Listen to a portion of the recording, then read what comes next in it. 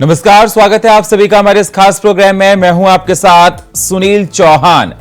मऊ जिले की घोसी विधानसभा उपचुनाव के लिए 5 सितंबर की सुबह 7 बजे से शाम 6 बजे तक मतदान होना है।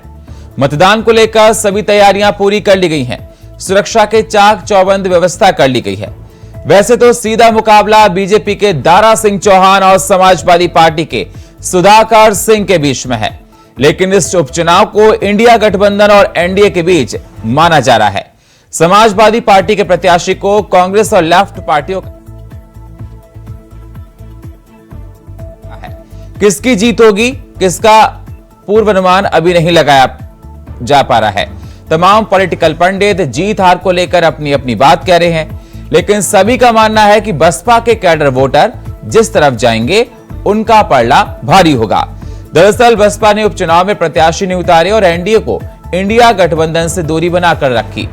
लेकिन क्या कहा जाता है, मायावती अपना संदेश जिसके लिए भेज देती हैं, उनका दलित वोट बैंक वही वोट करता है।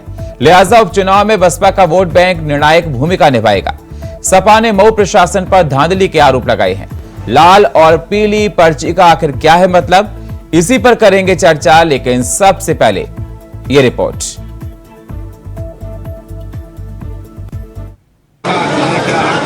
आप देख सकते हैं कि कलेक्ट्रेट स्थल से सभी हमारी पोलिंग पार्टी उनकी रवानगी इसमें हो रही है। अभी लगभग 11 बज रहे हैं और 50% से अधिक हमारी पोलिंग पार्टियाँ ऐसी हैं जिन्होंने सामान ले लिया है और अपना रवानगी के लिए वो तैयार है। इसके अलावा जो बचे हुए लोग हैं वो भी लगातार अपना सामान ले रहे हैं और सारे कार्य हमारे विधिवत हो रहे हैं, सारे नियमानुसार हो रहे हैं और उम्मीद है कि एक निष्पक्ष और शांतिपूर्ण चुनाव यहाँ पे होगा। कल इलेक्शन है ना, तो ये अभी आज ही अपने बूथों पर जाकर वहाँ पे जो भी है वही ड्यूटी करेंगे, जाकर देखेंगे सब। कितने बूथों पर ड्यूटी लगाई गई है आपकी? बूथ तो हमारे 39 है जी, लेकिन स्कूल जो है स्कूल है 12 जी। हाँ, अति संवेदनशील बूथों पर सीआईएसएफ की तैनाती की गई है। हाँ की गई है। मतलब हमारे मेरे हिसाब से कितने हैं, 6 स्कूल ऐसे है जो संवेदनशील है और 6 स्कूल नॉर्मल है। तो घोसी उपचुनाव के दंगल पर सबकी नजर टिकी हुई है। इसी पर करेंगे चर्चा, किसका पलड़ा है भारी, लाल पीली पर्ची का क्या है मतलब। लेकिन सबसे पहले ये रिपोर्ट। तो आखिरकार वो घड़ी आ गई जब घोसी के घमासान अपने क्लाइमेक्स पर पहुंच गया। अब से महज चंद घंटों के बाद यूपी के मऊ में घोसी विधानसभा सीट पर घोसी की आवाम अपने वोट की ताकत से बता देगी कि उसके मन में क्या है। मगर उससे पहले बीजेपी या सपा, इतना ही नहीं, चुनाव न लड़ रही मायावती ने भी बड़ा दाव इस सियासी खेल में चल दिया है। जानते हैं कैसे, आगे बताएंगे। मगर उससे पहले चुनाव में आरोप प्रत्यारोप कैसे अपने चरम पर पहुंचा है वो देखिए। इस बार आरोपों का आधार ये लाल और पीली पर्चियां हैं जिन्हें आप अपनी स्क्रीन पर देख रहे हैं। माजरा क्या है, चलिए अब वो भी समझिए। दरअसल समाजवादी पार्टी ने वोटिंग से पहले ही बीजेपी पर चुनाव में गड़बड़ी करने का आरोप लगाया है और उसका आधार ये लाल और पीली पर्चियां हैं। बकायदा समाजवादी पार्टी ने अपने ही आधिकारिक सोशल मीडिया अकाउंट पर इसे पोस्ट भी किया है, जिसमें लिखा है और दावा भी किया है कि घोसी उपचुनाव में सत्ता का दुरुपयोग बीजेपी कर रही है। ट्वीट में आगे लिखा कि भाजपा सरकार घोसी में अपनी हार सामने देख बौखलाई हुई है। इससे पुलिस प्रशासन का गलत इस्तेमाल कर चुनाव में धांधली के उद्देश्य से समाजवादी पार्टी के पदाधिकारियों को रेड और येलो कार्ड जारी करवाया जा रहा है। संज्ञान ले चुनाव आयोग। सपा ने बकायदा कुछ रेड और येलो कार्ड वाली फोटो भी शेयर की हैं। सपा ने जो रेड और येलो कार्ड की फोटो शेयर की हैं, उस पर मऊ जिले के प्रभारी निदेशक की मुहर लगी होने का दावा है। बकायदा इस पर संबंधित नेता का नाम भी लिखा है। और अब इस पर्ची में क्या कहा गया है वो भी देखिए। पर्ची में लिखा है, आप विधानसभा 354 घोसी उपचुनाव 2023 में अपने क्रियाकला एवं गतिविधियों द्वारा व्यक्ति विशेष, पार्टी विशेष के पक्ष में मतदान कराने के लिए लोगों को उकसा व भड़का रहे हैं, दबाव बना रहे हैं, जिससे मतदान के दिन कोई भी अप्रिय घटना घटित हो सकती है, जिससे शांति भंग होने की प्रबल संभावना है। अतः आपको सचेत किया जाता है कि मतदान के दिन अपना मतदान करने के उपरांत अपने घर पर रहें और कोई ऐसा कार्य न करें जिससे वोटिंग में कोई बाधा उत्पन्न हो, शांति भंग हो, अन्यथा आपके विरुद्ध नियम अनुसार कार्रवाई की जाएगी। अब यही पर्चियों को लेकर सियासी संग्राम छिड़ा है। उधर उपचुनाव में वोटिंग से पहले बसपा यानी कि मायावती की पार्टी ने भी बड़ा सियासी दांव चल दिया है, क्योंकि बसपाई या तो घर पर बैठेंगे और अगर बूथ तक जाएंगे तो नोटा दबाएंगे।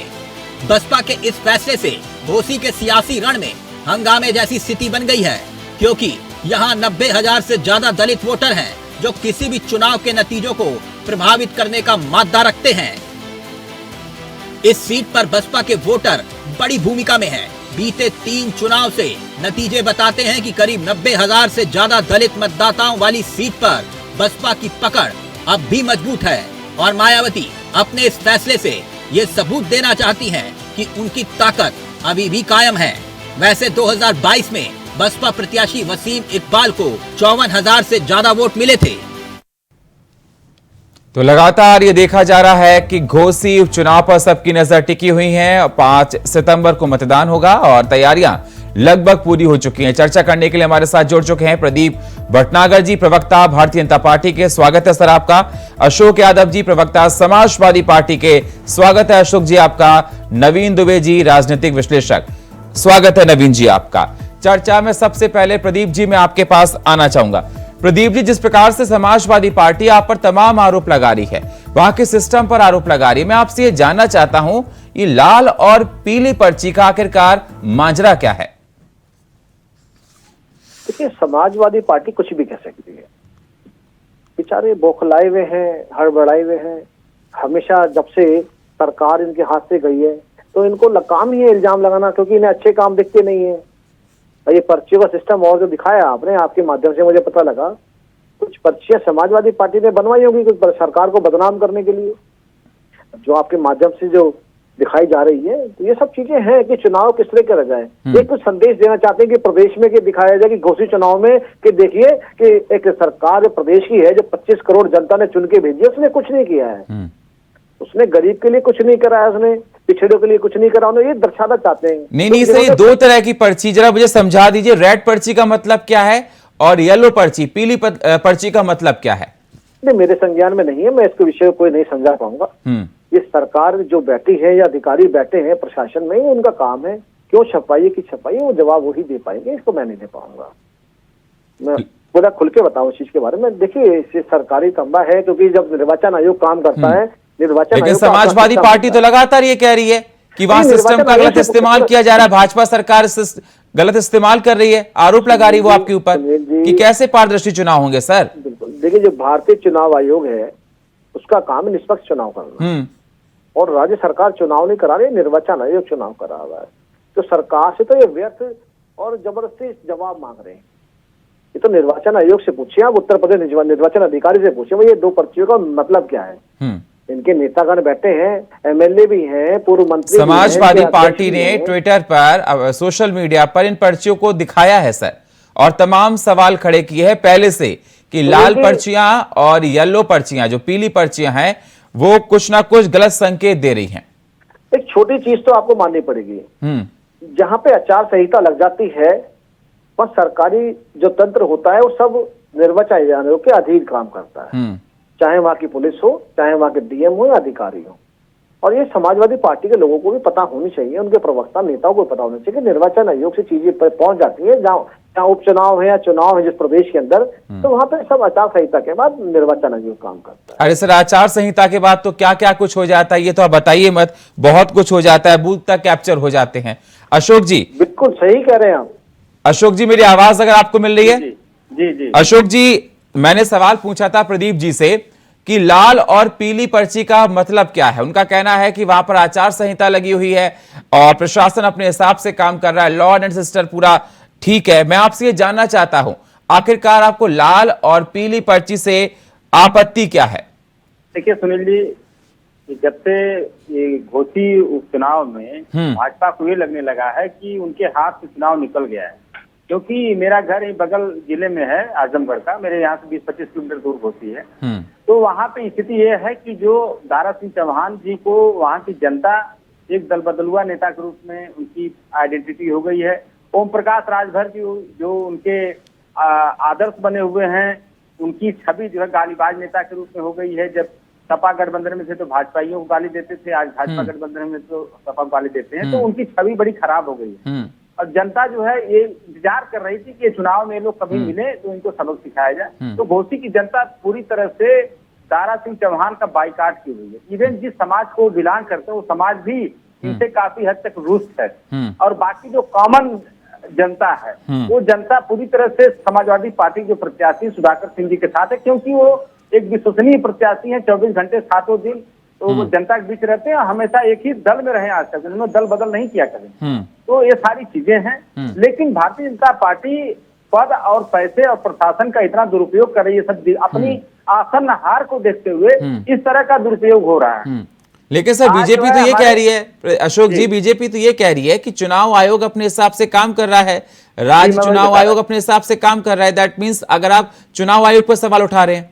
जी जी, देखिए ऐसा है, आज मैं अपडेट आपको नया बता रहा हूँ। अभी 2-3 घंटे पहले हमारे राष्ट्रीय महासचिव माननीय शिवपाल यादव जी यहाँ आजमगढ़ के 10 विधायकों के साथ यहाँ आईजी रेंज आजमगढ़ को उन्होंने बाकायदे ज्ञापन दिया और सीसी किया कि किस तरह से वहाँ के सीओ और एसओ, उन्होंने बाकायदे नाम लेके वहाँ पे एलिगेशन लगाए हैं, नाम लेके इस तरह से फला सीओ और एसओ वहाँ पे जो अनुसूचित जात के वोटर्स हैं या जो समाजवादी पार्टी के वोटर्स कहे जाते हैं मूल रूप से, उनके यहाँ ये लोग जा जाके धमका रहे हैं। और जो आप लाल और पीली पर्ची की बात कर रहे हैं, ये एक तरह का टेरर कार्ड दिया जा रहा है और संबंधित थानों के पुलिस द्वारा ये जारी किया जाता है। सर इसमें अशोक जी आपको भूलना नहीं चाहिए, इसी चुनाव आयोग के द्वारा और इसी में आपने मैनपुरी की लोकसभा सीट जीती थी इतने अच्छे मार्जिन से। कितना पारदर्शिता से चुनाव हुआ था, जहां पर आप जी बताइए। पारदर्शिता का आलम यह है कि समाजवादी पार्टी नहीं, मैं आपसे यही कह रहा हूं, डिंपल यादव मैनपुरी बाई इलेक्शन में कितने हाई मार्जिन से जीती थी।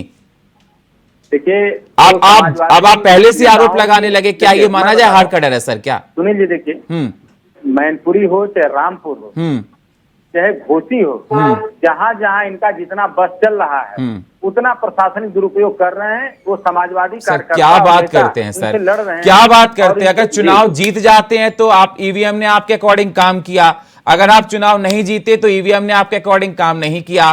और वही चुनाव आयोग अगर मैनपुरी इलेक्शन जीत जाते हैं तो आपको ठीक लगता है, और अगर कहीं और की बात हो तो आप कहते हैं कि चुनाव आयोग पर सवाल उठाते हैं। जरा मुझे समझ में नहीं आ रहा सर, किस प्रकार से आप जरा बता डिफाइन कीजिए सर जरा। मैं आपको डिफाइन कर रहा हूँ। आपने देखा होगा मैनपुरी में किस तरह से एक खास जात विशेष के अधिकारियों को चुनाव में मैनपुरी चुनाव से दूर रखा गया था। आपको याद होगा ये चीज माननीय राष्ट्रीय अध्यक्ष अखिलेश यादव जी ने अपने ट्विटर हैंडल से भी ट्वीट किया था। प्रदीप जी जवाब दीजिए। लिस्ट जारी की गई थी जिसमें जाति विशेष क्या होता है, कुछ अधिकारियों को वहां से पूरी तरह से हटा लिया गया था। क्यों हटा लिया गया था? क्योंकि उनको शक था कि प्रदीप जी ये लोग जाति विशेष क्या हो सकता है, कहीं अधिकारियों में जाति मानते हैं क्या शुरू कर दें। तो इस तरह के काम भारतीय जनता पार्टी लगातार करती आई। पुलिस में भी जाति मानते हैं, प्रशासन में जाति मानते हैं क्या आप? प्रशासन तो प्रशासन होता है, सबके लिए होता है। प्रशासन में प्रदीप जी, प्रशासन में उत्तर प्रदेश में इतना जातिवाद हो रहा है, मैं आपको बता दूं कि अगर 75 जिलों का सर्वे कर लेंगे, क्लास 1, 2, 3 अधिकारी मिलेंगे, आपको पता चल जाएगा सारे यादव मिलेंगे अधिकारी हैं। सारे यादव मिलेंगे जिलों में। ऐसी बातें अशोभनीय है, आप सरकार में रह चुके हैं, ऐसी बातें अशोभनीय है। मैं नहीं कह रहा हूँ क्या, नहीं आप ऐसी बातें जो अधिकारी अच्छा काम करेगा वो तो नेचुरल बात है, सबको दिखता है।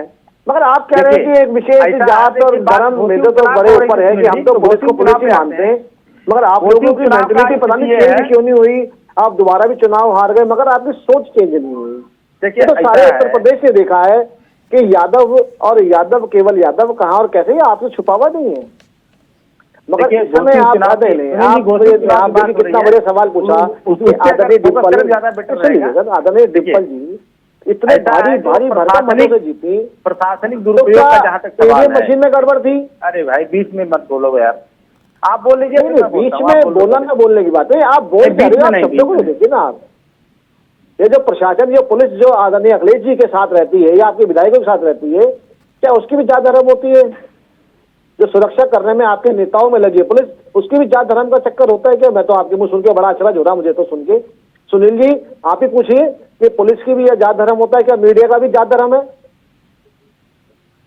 तो ऐसे अशोभनीय है। अब आप अपने नेताजी से बोलिए कि भैया निर्वाचन आयोग को शिकायत करिए, या पर्ची का हो या किसी अशोक जी बात रखिए सर। सुनील जी देखिए, ऐसा है, मैं बीच में बोलने का आदत नहीं है, न तो मैं चाहता हूँ मेरे बीच में कोई बोले, और आप एंकर हैं तो इस चीज को थोड़ा अवॉइड करिए कि कोई बीच में इंटरप्ट न करे, ठीक है? ठीक है अशोक जी मैं बोलिए। ऐसे चैनल को थोड़ा अवॉइड करता हूँ जहाँ पे इस तरह के बीच में टोका-टाकी होती है। दूसरी बात देखिए, क्योंकि घोसी का बात हो रही है, तो घोसी में जो रेड और येलो कार्ड की बात समाजवादी पार्टी ट्विटर हैंडल से जारी हुआ, ये संबंधित थानों की पुलिस द्वारा समाजवादी पार्टी के नेता और कार्यकर्ताओं को जारी किए जा रहे हैं टारगेट करके। अगर इसका रेशियो देखेंगे तो 90% रेड और येलो कार्ड समाजवादी पार्टी नेताओं को जारी किए गए हैं। वो सुसंगत धाराओं में धमकी दी जा रही है कि आप इस क्षेत्र में इस तरह का आपके खिलाफ है और आप क्षेत्र छोड़ दीजिए, या तो आप खिलाफ सर सिस्टम सर मैं मैं सर आपसे एक पूछना चाहता हूँ आपके टाइम में जी हमने तो कभी शिकायत नहीं, खूब सम्मान आए हमारे, तो मुचल के भरे गए बहुत भारी भारी। ठीक है, लेकिन पुलिस लेके एक सेकंड अशोक जी, एक सेकंड प्रदीप जी, मैं आपके पास आता हूं। अशोक जी जरा मुझे समझा दीजिए, अगर सिस्टम ठीक से काम नहीं करेगा तो इलेक्शन कैसे कंडक्ट होंगे? वहां पर पुलिस को सजग होना पड़ेगा, कोई उपद्रवी आ जाएगा, बूथ कैप्चर कर लेगा 50, तो सुरक्षा कड़ी करनी पड़ेगी ना। लेकिन सुरक्षा कड़ी करनी हाँ पड़ेगी। फिर लेकिन ये सुनील, ये कौन सी सुरक्षा है कि वहाँ के एसओ और सीओ जा जाके हमारे मतदाताओं को धमका रहे हैं? ये कौन सी सुरक्षा भैया? तो आप इलेक्शन कमीशन से शिकायत कीजिए सर, इलेक्शन कमीशन से शिकायत कीजिए ना सर कि धमकाया जा रहा है। आज आईजी रेंज आजमगढ़ को ज्ञापन दिया गया है, इलेक्शन कमीशन मऊ को ज्ञापन दिया गया है, उसके अलावा समाजवादी पार्टी के कार्यकर्ता और नेता पूरी मुस्तैदी से इस प्रशासनिक अत्याचार इस प्रकार से आपने स्टेटमेंट एमपी के बाई इलेक्शंस में भी दिए थे। आपने इस प्रकार के स्टेटमेंट समाजवादी पार्टी के मुझे बहुत अच्छे से याद है, मैं एमपी के बाई इलेक्शंस में भी थे कि बूथ कैप्चर होने का डर है, यादव लोगों को वोट नहीं डाले जा रहा है, बहुत से लोगों के पर्ची में नाम नहीं है, और जब परिणाम आए, रिजल्ट आए, तो बम्पर आपकी जीत हुई सर। देखिए अगर ये सारे दुरुपयोग न होते, ये सारे दुरुपयोग अगर भारतीय जनता पार्टी प्रशासन के द्वारा न करवाती, तो जो मार्जिन ऑफ विन है, जो विक्ट्री की मार्जिन है, अरे सर कैसी बात कर रहे हैं? अगर गलत इस्तेमाल होता तो आपके पक्ष में नतीजे आते सर। देखिए जनता होता क्या है ना, जो हमारे आप हर चीज ना सर अपने चश्मे से देखते हैं सर, हर चीज अपने चश्मे से देखते हैं। जो आपके अनुकूल नहीं आती है तो आप कहते हैं कि उसमें गड़बड़ी हुई, और अगर आपके अनुकूल सर आ जाता है तो आप कहते हैं कि ठीक है। मतलब ये समझ में नहीं आता सर। रेड और येलो कार्ड एक प्रूफ है ना। अरे सर नहीं, आप ही बोल रहे हैं ना सर, रेड और येलो कार्ड को लेकर जिस प्रकार से ईसी ने जो आप लोगों को दिया है, हो सकता है कुछ लोग डेंजरस जोन में हो, कुछ ऐसे लोग हो जो हालात को खराब करना चाहते हो, तो इलेक्शन कमीशन का काम है सर सिस्टम को मेंटेन करना सर। भाजपा के किसी कार्यकर्ता को रेड और येलो कार्ड जारी हुआ है क्या? भाजपा किसी नेता को रेड और येलो कार्ड? इलेक्शन कमीशन अपने हिसाब से काम करेगा सर, जिम्मेदारी इलेक्शन को कंडक्ट कराने की सर। इलेक्शन कमीशन कैसे अपने हिसाब से काम करेगा? जब अपने पॉकेट के आदमी को इलेक्शन कमीशन माननीय मोदी जी के सरकार द्वारा बना दिया जाता है 24 घंटे में सारी, आपने तो कैसे इलेक्शन कमीशन? अरे सर आप कैसी बात करते हैं सर, कैसी बात करते हैं अशोक जी, मुझे समझ में नहीं आता। आप हमेशा इलेक्शन की बात करते हैं, आपने कर्नाटक देखा कांग्रेस ने कितने अच्छे मत से जीता, तब भी तो मोदी जी की सरकार थी ना सर। जीतने का ये मतलब देखिए सुनील जी, आप बार बार जीत की बात कर रहे हैं। हाँ। जीतने से ये मतलब नहीं होता है कि वहाँ फेयर इलेक्शन हुए हैं। अच्छा, आप कैसे इस चीज को पैमाना? फेयर इलेक्शन की परिभाषा क्या होती है सर, जरा मुझे बताइए।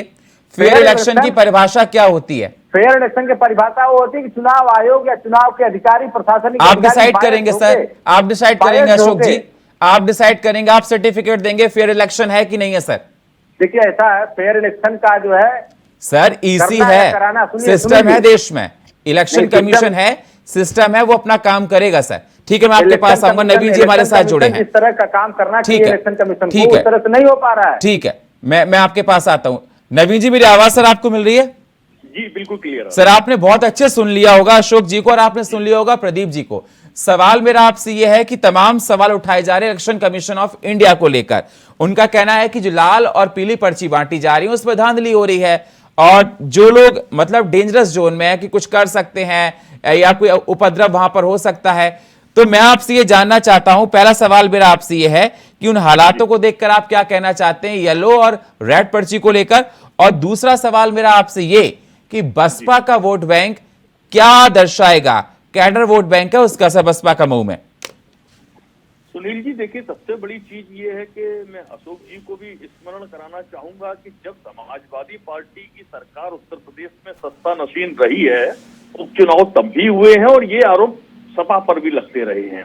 आज अगर पीली पर्ची और गुलाबी पर्ची की बात आ रही है तो देखिए ऐसा होता है, शांति व्यवस्था कायम करने के उद्देश्य से प्रशासन का ये दायित्व होता है कि वो ऐसे लोगों को पाबंद करता है और ये पाबंद किया गया है। अभी आपको याद होगा, पहले जब रामपुर में चुनाव हुए थे आजम खान साहब की सीट पर, तो ये आरोप लगे थे कि वहां पर प्रशासन ने लोगों को बंद कर दिया, हवालात में डाल दिया, वोट नहीं डालने दिया। तो इसमें मुझे ऐसा कुछ नहीं लग रहा है कि उनको वोट डालने से वंचित किया जा रहा हो, पहली बात। दूसरा सवाल आपका था कि बहुजन समाज पार्टी की भूमिका, उन्होंने मायावती जी के यहाँ से जो निर्देश जारी हुए, उन्होंने ये कह दिया है कि उनके वोटर या तो वोट डालने न जाए या डालने जाए तो नोटा डालें। लेकिन बसपा का वोटर ऐसा नहीं है। बहुजन समाजवादी पार्टी का जो भी वोटर वो डेडिकेटेडली वोट करता है, इसको आप नकार नहीं सकते। मैं सोचता हूं कि अगर उनका 90,000 वोटर वहां पर है तो आप देख लेना 70,000 के आसपास वोट पड़ेगा और अधिकांश वोट बहन जी की जो मौन सहमति, मौन समर्थन भारतीय जनता पार्टी के साथ है, वो वहां परिलक्षित होगा। सर कहीं नोटा को ना पड़ जाए, नोटा को ना पड़ जाए सर, कहीं नहीं पड़ेगा, नहीं पड़ेगा। मैं आपको बता दूं कारण क्या है कि एक अप्रत्यक्ष समर्थक घटक दल है आज वो भारतीय जनता पार्टी की, इसको आप नकार नहीं सकते हैं, पहली चीज। अब दूसरी चीज एक बड़ी रोचक है सुनील जी, हमारे देश के प्रधानमंत्री माननीय मोदी जी विगत 9 साल से इस देश की कमान संभाले हुए हैं और वो कह रहे हैं कि वन नेशन वन इलेक्शन। अभी हाल में जहां घोसी में उपचुनाव हो रहा है, क्या ये वन नेशन वन इलेक्शन पर अपवाद नहीं है? समाजवादी पार्टी के विधायक ने वहां से इस्तीफा देके भारतीय जनता पार्टी को ज्वाइन किया और यही भारतीय जनता पार्टी जिसका नेतृत्व मोदी जी करते हैं, वहां से उन प्रत्याशी को साथ में लेके अब उपचुनाव में धकेल दिया घोसी को। 6 साल में 4थी बार चुनाव हो रहा है साहब, ये घोसी का इतिहास है। इन 6 सालों में 4थी बार यहाँ वोट डलते। इससे ज्यादा दुर्भाग्यपूर्ण स्थिति यहाँ के वोटरों के लिए क्या होगी? पहली। दूसरी चीज आती है कि इंडिया गठबंधन जिस तरीके से बढ़त ले रहा था और बढ़त लेता दिखाई दे रहा है, उससे स्पष्ट है कि कहीं ना कहीं भारतीय जनता पार्टी एनडीए की पेशानियों पर बल पड़े हैं, इसको स्वीकार करना पड़ेगा। लेकिन जिस तरीके से उदय स्टालिन का बयान आता है और समाजवादी पार्टी के स्वामी प्रसाद मौर्य अपनी अनर्गल बयानबाजी, लेकिन सर अगर स्टालिन के बयान की आप बात करना चाहें तो और पार्टी के लोग उसकी भर्त्सना कर चुके हैं लगातार, जो इंडिया के गठबंधन के हैं।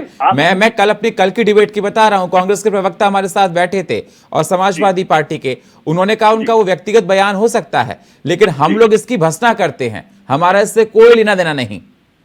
उत्तर प्रदेश में स्वामी प्रसाद मौर्य के बयान की क्या ये भर्त्सना करेंगे समाजवादी पार्टी के हमारे मित्र अशोक जी बैठे हुए हैं? लेकिन सर ये भी मानना पड़ेगा, चलिए अभी मानते हैं अगर सुरक्षा कड़ी नहीं की जाएगी, पहले भी बहुत जमाने में देखा जाता था सर, पूरे बूथ कैप्चर होते थे, घोड़े पर सवार होकर आते थे, पूरी मतपेटिका लेकर चले जाते थे, एक घर में चले गए, वहां पर आराम से डंपिंग हो रही है, बोगस वोटिंग होती थी सर। तो इस पर भी सवाल उठते हैं सर, पारदर्शिता होनी चाहिए चुनाव में सर। बिल्कुल जरूरी है। प्रदीप जी जल्दी से फाइनल कमेंट सर। देखिए हम सबको इंतजार करना चाहिए, ठीक है। मैं बिल्कुल आपने सही कहा कि 6 बार चुनाव एक बहुत बड़ी बात है। उपचुनाव ये होना नहीं चाहिए, इसका समर्थन मैं भी नहीं करता, मगर अब जनता के हाथ में है चीजें, हमें उसका इंतजार करना चाहिए किसकी तरफ बैठती है। मगर आज मैंने जो आज गणित देखा सब चीजों का, वोटर्स का, लगता है कि भारतीय जनता पार्टी को विजयश्री मिलेगी, अवश्य मिलेगी। ठीक है अशोक जी, जल्दी से 10 सेकंड में बात अपनी। सुनील जी देखिए, सबसे बड़ा दुर्भाग्य घोसी की जनता का कि वहां पे भारतीय जनता पार्टी के प्रति जो आक्रोश है उसका कई गुना आक्रोश दारा सिंह चौहान और ओम प्रकाश राजभर को लेकर के है, इसलिए ये आक्रोश कई गुना बढ़ गया। वक्त बताएगा कि आक्रोश किसके प्रति है। 5 तारीख को मतदान है और 8 को नतीजे आएंगे। बहुत बहुत शुक्रिया आप सभी मेहमानों का चर्चा में जोड़ने के लिए, प्रदीप जी आपका, अशोक जी आपका और नवीन जी आपका। और सवाल यही बना हुआ है कि मतदान के बाद क्या परिणाम आएंगे, क्योंकि ये नतीजे जो आएंगे वो इंडिया और एनडीए की आगे की दिशा को डिस्क्राइब करेंगे। बहुत बहुत शुक्रिया आप सभी मेहमानों का। और फिलहाल हमारे इस खास प्रोग्राम में इतना ही, बाकी खबरों के लिए आप बने रहिए इंडिया वॉइस के साथ। तब तक के लिए नमस्कार।